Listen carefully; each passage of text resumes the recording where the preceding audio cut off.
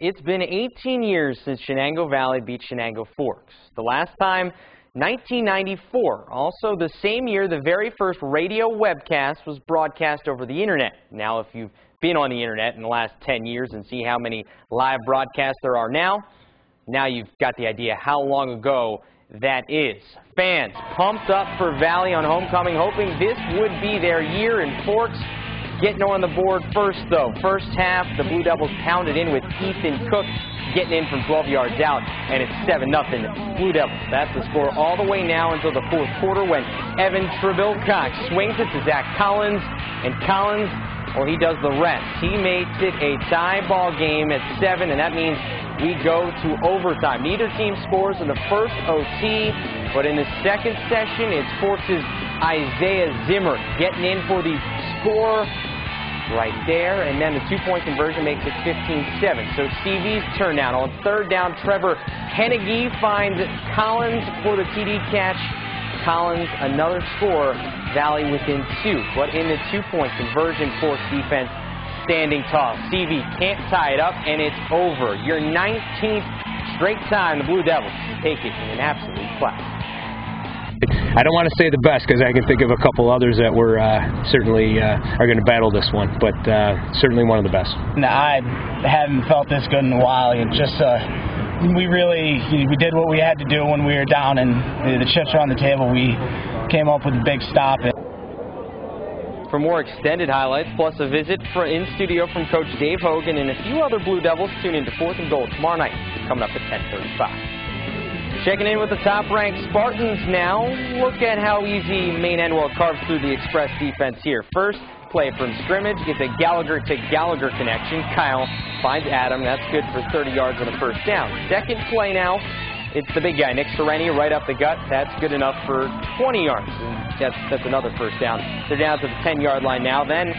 So the first the pass, then some thunder. Now how about a little lightning? It's Luis Uceta.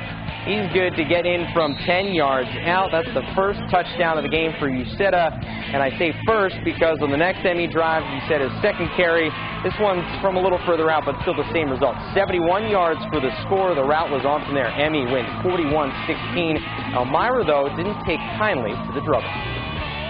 Up until today, no one's really questions what we do, because we try to do what we do, and hopefully that we're doing it to get our guys better. And I think that's what we're here for. We have to get our guys better, and I think that's what we're trying to do.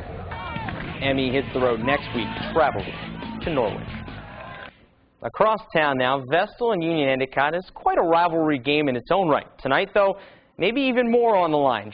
With just 3 teams in Section 4 Class A, one team gets a bye all the way to the section title game. That bye would go to the winner of this one.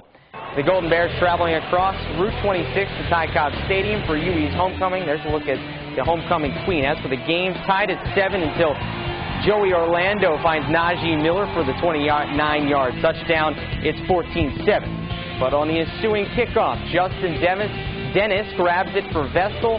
Had a little trouble finding a lane at first, but then he is off to the races. And just like that, we sped it up a little bit. We're all tied up at 14. Fast forward now, literally, to the third quarter. The Tigers' offense starts to wear down the Golden Bears' defense. Sammy Davis Jr. carving his way through, and this is a man's run. Running over Golden Bears into the end zone. UE would score twice more to make it 35-16, your final.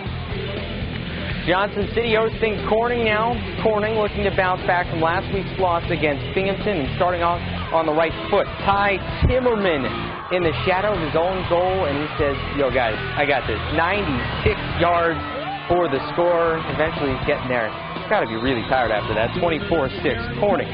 Let's go to the fourth quarter now. Timmerman gets it again, and maybe not 96 yards, but this one good for 80 all the way in for the score. Hawks go up 37-6, and the Hawks take this one big, 37-12. We head up to Newark Valley now. The Cardinals hosting the Whitney Point Golden Eagles. The battle of the birds going to the Cardinals early. Mason Schutz scrambling and throwing it up for leaping Larry Kesmarkic. He makes every top plays if you've been watching Monday, and he gets it again for the first down. And then That is good for Tim Smith to get into the end zone. Newark Valley leads 13-0. Golden Eagles, though, not going quietly. Here's Matt Driscoll getting the job done on the goal line. The Cardinals, a little too much in the end, though. They win 23-13. And let's take a look at Seton hosting Groton. The Saints having another rough go of it tonight, though. First half, Jeff Hatfield connects with Zach Diedrichson, and he gets into the corner of the end zone for the touchdown. 7-zip Indians. Later, Hatfield going through the air again. This time he's finding Joey Scaglione. This one not quite good enough for the score. Maybe a little debate in Scaglione's part, but Groton able to finish it a play later. The Saints, though, storm back. It's just not quite enough in the end. They lose 22-20.